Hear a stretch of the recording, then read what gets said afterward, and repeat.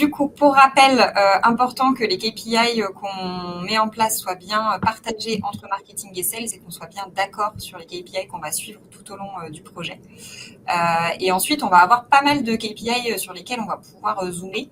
On a 3 grandes familles de KPI. Il y a vraiment d'abord les KPI qui démontrent la couverture de nos comptes stratégiques, donc le nombre de comptes qu'on a engagés et au sein de ces comptes, le nombre de contacts clés identifiés sur lesquels on a déclenché des actions et notamment des séquences.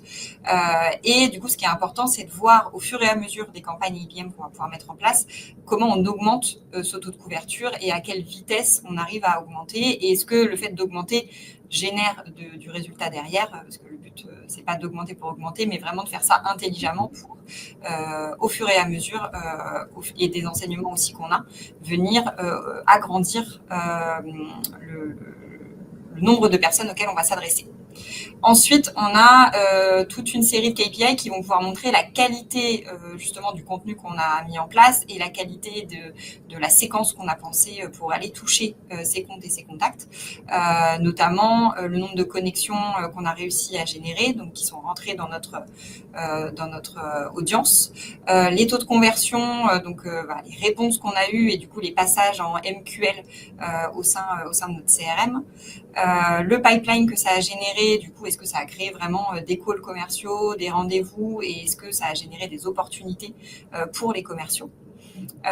Et enfin, vraiment, le troisième batch de KPI, c'est vraiment le rendu business. Est-ce que vraiment ça a généré du ROI et du chiffre d'affaires réel? Est-ce que ça m'a permis de réduire le cycle de vente par rapport à la manière dont je le faisais précédemment? Est-ce que j'ai amélioré mon reach publicitaire sur mes comptes cibles? Et aussi, faut pas oublier l'aspect qualitatif. Comme on le disait, est-ce que le retour de mes commerciaux sur la qualité, comme on le disait, des leads générés et sur la qualité des opportunités et les chances de conversion sont bons, et de vraiment rester au contact de ces feedbacks qualitatifs pour s'améliorer dans la durée.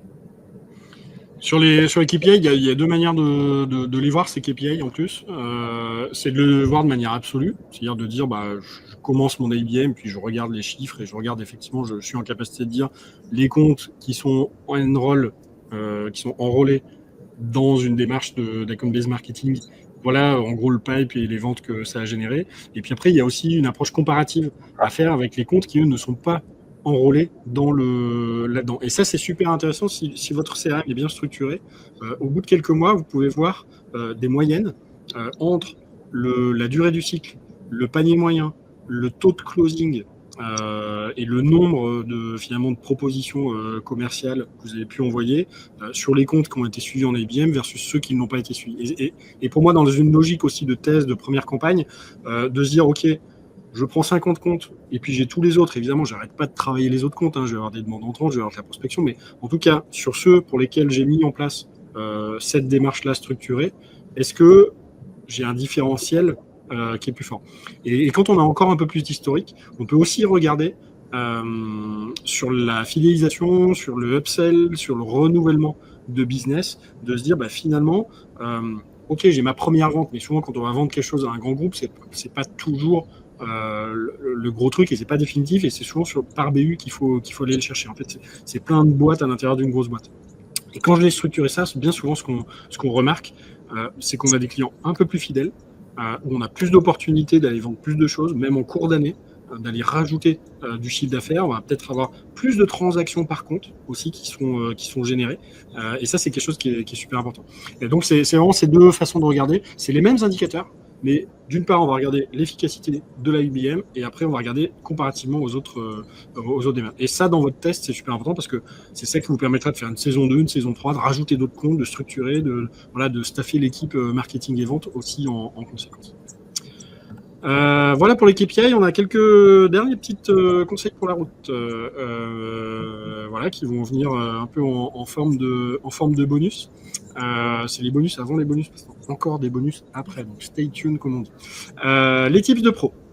Quelque chose qui est assez nouveau sur l'utilisation de LinkedIn Ads dans un contexte d'account-based marketing. Ça, c'est super intéressant. LinkedIn, évidemment, on en a parlé. Ce qui nous intéresse, c'est la data, c'est la capacité à trouver les comptes, à trouver les contacts à l'intérieur des comptes, de voir s'ils sont un peu actifs. On récupère de la data, on engage avec eux. Et puis, il y a la messagerie, la demande de connexion qui fait son job. Mais aussi, le volet publicitaire est super intéressant parce qu'on peut vraiment cibler uniquement sur ces comptes cibles, faire en sorte que les messages ne soient vus que par nos contacts cibles dans les comptes cibles. Donc on est vraiment sur une sorte de micro-targeting ici, qui fait en sorte qu'on va pouvoir mettre une petite louche supplémentaire de nombre de contacts. Le côté fréquence de contact est super important dans ce cadre-là. Et donc ça, c'est quelque chose que vous allez pouvoir faire. Et en plus, vous allez pouvoir, une fois que votre programme commence à marcher et qu'éventuellement vous commencez à être un peu à saturation dans le nombre de comptes initiaux que vous avez trouvés, vous allez pouvoir, sans forcément déployer toute la mécanique, aller chercher des comptes similaires. Donc ça, c'est vraiment le côté audience similaire sur base de je t'ai donné 100 contacts, enfin 100 comptes avec un certain nombre de contacts à l'intérieur, trouve-moi les gens similaires à ça. Et ça permet de commencer à accélérer un peu son account-based marketing, ou en tout cas de faire un peu économie d'échelle dessus. Alors je bois un coup parce que je m'étouffe sinon. Sur ce sujet LinkedIn Ads, l'idée c'est pas forcément d'en parler beaucoup ici. On a sur notre chaîne YouTube plein de sujets super intéressants. On avait fait un live sur le sujet avec Léa. Tout est découpé, chapitré. Et puis vous avez aussi une super vidéo démo sur comment setup votre première campagne, comment prendre en main le campaign manager LinkedIn qui est aussi super intéressant. Deuxième type de pro dont on voulait vous parler, on l'a un tout petit peu mentionné pour l'instant. C'est le cas avec Breeze dans HubSpot, c'est le cas dans Clay, c'est le cas dans quelques autres outils qui arrivent. L'IA nous aide quand même beaucoup aujourd'hui pour aller faire des tests. Le test de rédaction de messages, le test de personnalisation, d'aller verticaliser. Là où pas avant, on écrivait 3-4 versions différentes. Là, si on a le volume qui s'y prête, on peut en faire quelques dizaines, on peut verticaliser davantage, on peut lui donner aussi beaucoup plus d'infos pour que lui construise un peu son message autour de ça. Donc ça, c'est aussi quelque chose qui est super intéressant à tester et qui peut aussi aider un tout petit peu à prioriser les contacts, notamment quand on a des comptes qui sont très gros. On peut avoir assez vite 20, 30, 50, 100 personnes qui tombent dans vos personas dans un même compte. On ne peut pas les attaquer tous en frontal. Ça peut permettre ici de prioriser un peu et puis de faire des vagues successives. Et puis le dernier sujet, on peut tout à fait faire de l'ABM sans connexion aucune avec le CRM, mais c'est très dommage. Alors, si on est vraiment en pur test ou qu'on a un sujet, on a un peu une dette technique sur le CRM, où c'est trop compliqué de le faire changer, ou on a un CRM dont la donnée est trop pourrie, ça arrive aussi, et ben on peut faire sans. Normalement, l'idée, c'est d'aller un peu connecter. On le remet ici, l'idée déjà, c'est de dire dans le CRM, j'ai une propriété où j'utilise la fonctionnalité qui va bien si je ne l'ai pas dans mon CRM pour lister les comptes cibles, les target accounts. Ça, c'est super important de faire ce mapping. Et puis derrière, ça donne aussi des métriques. Je peux avoir des tableaux de bord, c'est ce que vous voyez en haut. Par défaut, dans HubSpot, vous avez un dashboard entier qui est déjà structuré sur les target accounts qui vous remontrera le nombre d'activités, le nombre de contacts par compte, les comptes les derniers, les plus actifs, pour la partie de votre chiffre d'affaires ou du pipe généré qui est relié à des comptes clés. Vous pouvez voir aussi après par commerciaux ce qui se passe sur leur traitement de compte. Donc il y a plein de choses intéressantes qui se font là-dessus. Et ça va vous donner derrière un peu des monographies compte par compte. Donc là, c'est une vue détaillée où je vois sur un compte le nombre de visites du site, le nombre d'emails qui ont été ouverts, les contacts privilégiés qui ont été mappés, depuis quand est-ce qu'il y a eu des interactions avec eux, est-ce que j'ai du pipe en cours. Et ça, c'est vraiment des choses qui vont être super intéressantes au moment notamment des revues de pipe ABM. Ça, c'est aussi quelque chose qui va être fait avec les commerciaux, de dire une fois de temps en temps, je prends la liste des comptes, je regarde ceux qui sont top actifs, ceux qui ont été closés, ceux sur lesquels on a du mal, pour aller trouver des tactiques, parfois qui sortent du marketing. C'est là où on revient sur l'alignement marketing-vente. Il peut y avoir des campagnes de call, il peut y avoir des campagnes de relance par le commercial, il peut y avoir des invitations à un match de foot, à un super événement, à une conférence, à un webinar, des choses qui vont venir provoquer aussi le fait de pouvoir faire du business avec ces contacts-là. Voilà ce qu'on avait envie de vous dire sur le sujet. Je regarde, il n'y a pas forcément d'autres questions qui sont encore arrivées, mais là, vous avez le temps de les poser pendant le temps qu'on vous fait un peu ce récap des avantages. Je ne sais plus, Julie, qui fait les avantages, des inconvénients, des erreurs. Je crois que tu fais les erreurs. C'est ça, j'étais plus Ah, tu fais déjà. Eh ben, c'est moi qui vais faire les avantages. Alors, je suis évidemment un fervent partisan de faire des choses simples, mais de faire des choses quand même en IBM. Déjà parce que en termes de marketing, ça permet quand même de prioriser pas mal, de se dire, bah, mon contenu, je peux pas en faire des millions, mais je vais le faire vraiment sur les comptes qui sont importants et quand même de bénéficier de voilà de retombées collatérales parce que tout ce que je fais pour des comptes cibles va être quand même réutilisable pour tous les autres. Et donc là, je vais avoir du flux entrant qui est intéressant. C'est évidemment plus personnalisé, ça permet de travailler bien comme il faut avec les commerciaux. Et puis, ce qu'on constate quand même en termes de closing et en termes de site de vente, c'est que ça permet de travailler un petit peu mieux. Et puis, si vous avez bien écouté depuis le début, non, il y a des petites erreurs à éviter, évidemment. Du coup, comme on l'a dit, c'est vraiment hyper important de bien sélectionner ses comptes. Donc, faut faire attention à pas aller trop vite et à vouloir cibler trop de comptes du premier coup. Et donc, à manquer de précision dans la sélection des comptes et des contacts. C'est hyper important, voilà, comme on disait, de cette notion de progressivité et de faire les choses intelligemment en se posant les bonnes questions.